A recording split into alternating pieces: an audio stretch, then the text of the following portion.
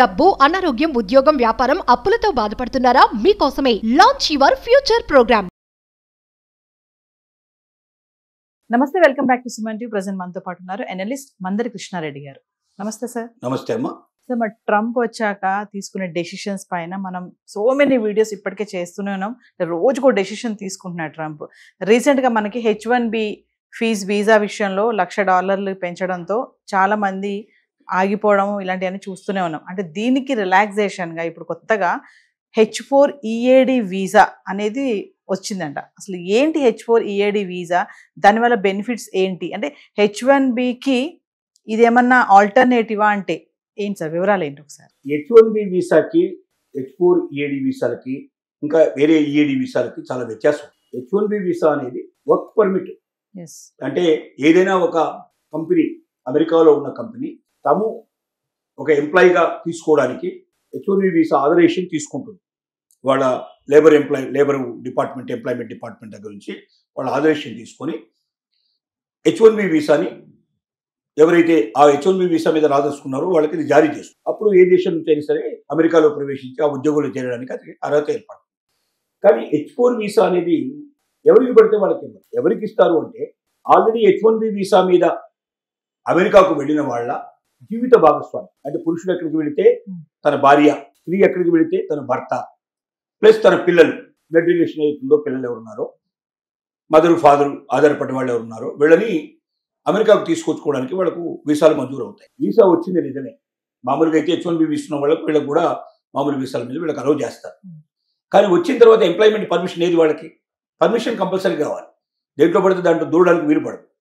ఒక H1B visa మీద వచ్చినటువంటి వ్యక్తికి మాత్రమే అక్కడ ఉద్యోగం చేయడానికి అధికారం ఉంది. కానీ H1B వీసాకు సంబంధించినటువంటి వ్యక్తి యొక్క కుటుంబ సభ్యులు ఎవరైతే వస్తారో, అమెరికాకు వస్తారో, నివసించడానికి వాళ్ళకి హక్కు ఉంది. అక్కడ అతనితో పాటు జీవించడానికి హక్కు ఉంది. కానీ మళ్ళీ ఉద్యోగం చేసుకోవాలంటే ఒక వర్క్ పర్మిట్ కావాల్సింది వాళ్ళకి. అలాంటి వర్క్ పర్మిటే మనకు H4 EAD అన్నాం. EAD అంటే employment authorization document. Employment authorization document అంటే అమెరికా ప్రభుత్వం ధృవీకరిస్తూ నీకు ఉద్యోగం చేసుకునే అర్హత ఉంది, నువ్వు చేసుకోవచ్చు అంటూ అవకాశాన్ని కల్పించేటువంటి ధృవీకరణ పత్రాన్ని EAD అని మనం ఎంప్లాయ్మెంట్ ఆథరైజేషన్ డాక్యుమెంట్ అంటున్నాం. H4 అనేది 2-3 సందర్భాల్లో ఇస్తారు. ఒకటి, H1B వీసా మీద వచ్చినటువంటి వాళ్ళు ఎవరైతే ఉన్నారో వాళ్ళ కుటుంబ సభ్యులకి, అంటే ముఖ్యంగా భార్య కానీ భర్త కానీ ఎవరైనా వస్తే వాళ్ళ జీవిత భాగస్వామికి ఇచ్చేటువంటి. రెండోది, 21 years లోపల ఉండేటువంటి పిల్లలకి ఇచ్చేటువంటి అవకాశం ఉండేదాన్ని H1B వీసా అంటారు. ఎందుకంటే ఆ లోపల ఉండే వాళ్ళైతే అర్హత ఉంది. అందుకని ఎక్కువ ఉండేటువంటి వాళ్ళకైతే మళ్ళీ వాళ్ళకి స్వతంత్రంగా రావాల్సిందే తప్ప వాళ్ళు నా ఫాదర్ అక్కడ ఉన్నాడు కాబట్టి నేను వచ్చి అక్కడ సెటిల్ అవడానికి అవకాశం లేదు. అక్కడ పిల్లలు మాత్రమే, పిల్లల్ని అలో చేస్తారు. 21 years లోపల ఉండే పిల్లలు ఎవరుతున్నారో వాళ్ళతో పాటుగా అక్కడికి వచ్చే అవకాశం ఉంది. కాబట్టి వచ్చిన వాళ్ళు కూడా ఎంప్లాయ్మెంట్ చేసుకోవడానికి వీలుగా ఎంప్లాయ్మెంట్ ఆథరైజేషన్ డాక్యుమెంట్ వాళ్ళకి ఇస్తారు. అది H4 మీద వాళ్ళకి అవకాశం కల్పిస్తారు. రెండోది, దీంట్లో ఆల్రెడీ గ్రీన్ కార్డు ఉన్నవాడు ఎవరితో ఉన్నారో ప్రారంభ దశ నుంచి 2వ దశ 3వ దశకు వెళ్ళిపోతుంది. 5 ఏళ్ళు 10 ఏళ్ళు అయ్యేసరికల్లా గ్రీన్ కార్డు అది జారీ చేయడానికి దగ్గర డేట్లు వచ్చినట్టుగా లెక్క. అంటే అప్పటికి జారీ చేయబడదు, గ్రీన్ కార్డు కోసం క్యూలో ఉంటుంది, అది లైన్లో ఉంటుంది. అలాంటి వాళ్ళు మరి ఇంకెంతకాలం వెయిట్ చేయాలో తెలియని వాళ్ళు కూడా H4 వీసా తీసుకోవడానికి పాసిబిలిటీ ఉంటుంది. H4 EAD వాళ్ళకి దొరికే అవకాశాలు ఉంటాయి. అంటే H1B వీసాకి దీనికి చాలా వ్యత్యాసం ఉంది. H1B వీసా అంటే ఎవరైనా బయట దేశాల నుంచి డైరెక్ట్గా ఒక కంపెనీ వాళ్ళు ఎవరైనా సరే H1B వీసా కింద ఎంప్లాయీస్ని అక్కడ ఆథరైజేషన్ పొందిన వాళ్ళు ఎవరైనా అక్కడికి ఎంప్లాయీస్ తీసుకోవచ్చు. H1B వీసా మీద ఎవరైనా ఏ దేశం నుంచి అయినా అక్కడ కంపెనీ వాడు ఒప్పుకుంటే, కంపెనీ వాడు లెటర్ పంపిస్తే ఆటోమేటిక్గా వెళ్ళడానికి పాసిబిలిటీ ఉంటుంది. కానీ H4B వీసా అట్లా కాదు.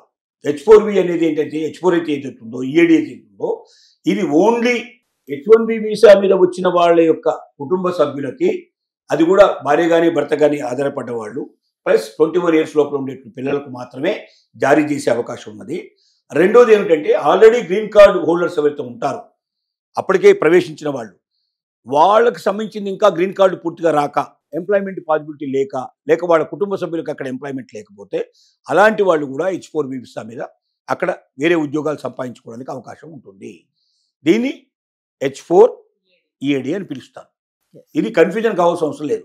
అంటే H1B వీసా బదులుగా EAD దొరికింది, మీ H4 దొరుకుతుంది, ఆల్టర్నేటివ్ ఇది ఒక సువర్ణ అవకాశం అని చాలామంది ప్రచారం చేస్తున్నారు. ఇది కరెక్ట్ కాదు. ఎవరికి పడితే వాళ్ళకి H4 ఈఏడి వీసా దొరకదు. అంటే H1B రాకపోయినా H4 EAD వీసా వల్ల వెళ్ళొచ్చు అనేసి డైరెక్ట్ వెళ్ళే అవకాశం లేదు. ఓకే H1B వీసా మీద వెళ్ళిన వాళ్ళ కుటుంబ సభ్యులకైనా దొరుకుతుంది ఇది. ఓకే లేకపోతే గ్రీన్ కార్డు ఆల్రెడీ అప్లై చేసుకున్నాడు. గ్రీన్ కార్డు అప్లై చేయాలంటే అక్కడికి ప్రవేశిస్తేనే కదా. అమెరికాలో ఉన్న వాళ్ళకే గ్రీన్ కార్డు అవకాశం ఉంది, కానీ ఇండియాలో ఉండి అమెరికాలో గ్రీన్ కార్డు కోసం అప్లై చేసుకునే అవకాశం లేదు మనకు. అంటే ఇప్పుడంటే కొత్తగా ఏదో గోల్డ్ కార్డు అదని పెట్టి అది వాళ్ళు పెట్టారు, డైరెక్ట్గా డబ్బు కట్టిపోయే అవకాశం కల్పించారు. మిగతా అయితే ఏంటంటే అక్కడికి వెళ్ళిన తర్వాత అక్కడ ఏదో దాంట్లో సెటిల్ అయిన తర్వాత గ్రీన్ కార్డుకి అప్లై చేస్తాను, నేను మినిమం 2 ఏళ్ళ నుంచి ఉంటున్నాను, నాకు పౌరసత్వం ఇవ్వండి అని చెప్పి అక్కడ అప్లై చేసుకోవడం జరుగుతుంది. అలా పౌరసత్వం ఇచ్చినంత మాత్రం వెంటనే పౌరసత్వం వచ్చే అవకాశం లేదు. కొంతకాలం స్టాండింగ్లో ఉండాల్సి వస్తుంది.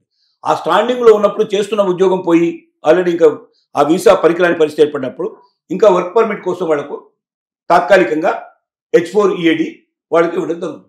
అంటే బయట నుంచి ఏ దేశం నుంచి అయినా వెంటనే నేను అమెరికాలో ప్రవేశించడానికి నాకు H4 వీసా పనికి వస్తుంది, H1B వీసా బదులుగా $1,00,000 చెల్లించాల్సిన అవసరం లేకుండా అమెరికాలో ప్రవేశించవచ్చు అనుకోవడం అది తప్పు, అది కరెక్ట్ కాదు. Thank you sir.